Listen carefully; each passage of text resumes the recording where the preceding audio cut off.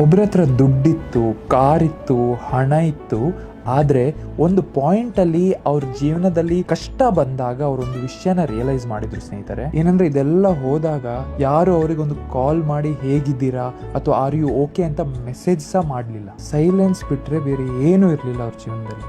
ಇನ್ನೊಂದು ಕಡೆ ಇನ್ನೊಬ್ರು ಇದ್ರು, ಯಾರ ಹತ್ರ ದುಡ್ಡಿಲ್ಲ, ಬ್ರ್ಯಾಂಡೆಡ್ ಬಟ್ಟೆ ಇಲ್ಲ, ಬಟ್ ಎವ್ರಿ ಈವ್ನಿಂಗ್ ಆಯಿತಾ ಅವರಿಗೆ ಜೆನ್ವಿನ್ಲಿ ಕೇರ್ ಮಾಡುವ ಜನರು ಅವ್ರ ಸುತ್ತ ಇದ್ದರು ಆ್ಯಂಡ್ ಅದರಿಂದ ಅವರು ಖುಷಿಯಾಗಿದ್ದರು. ಇವ್ರ ಜೊತೆ ಇರೋ ಜನರಿಗೆ ಅವರಿಂದ ಏನೂ ಬೇಡ, ಜಸ್ಟ್ ಅವ್ರ ಪ್ರೆಸೆನ್ಸ್ ಬೇಕು, ಅವ್ರು ಖುಷಿಯಾಗಿರಬೇಕು, ಅವ್ರು ನಗ್ನಗ್ತಾ ಟೈಮ್ ಸ್ಪೆಂಡ್ ಮಾಡಬೇಕಷ್ಟೆ. ಇದರಿಂದ ಏನರ್ಥ ಆಗುತ್ತೆ ಸ್ನೇಹಿತರೆ, ಜಾಸ್ತಿ ದುಡ್ಡಿರೋರು ರಿಚ್ ಅಲ್ಲ, ಯಾರ ಹತ್ರ ಜೀವಕ್ಕೆ ಜೀವ ಕೊಡೋ ಸ್ನೇಹಿತರು, ಫ್ಯಾಮಿಲಿ ಇರ್ತಾರಲ್ಲ ಅವರು ನಿಜವಾಗಿ ರಿಚ್. ನೋಡಿ, ನಿಮ್ಮ ಹತ್ರ ನಿಮ್ಮ ಬಗ್ಗೆ ಜೆನ್ವಿನ್ಲಿ ಕೇರ್ ಮಾಡೋರು ಯಾರಾದರೂ ಇದ್ದರೆ ಉಂಟಲ್ಲ, ನೀವು ಯಾರ ಹತ್ರ ದುಡ್ಡಿದೆ ಅವ್ರಿಗಿಂತ ತುಂಬ ರಿಚ್ ಆಗಿದ್ದೀರಾ. ಸೊ ಬರೀ ದುಡ್ಡಿನ ಹಿಂದೆ ಹೋಗೋ ಬದಲು ಹಾರ್ಟ್ಸ್ ವಿನ್ ಮಾಡೋದ್ರ ಮೇಲೂ ಕೆಲಸ ಮಾಡಿ.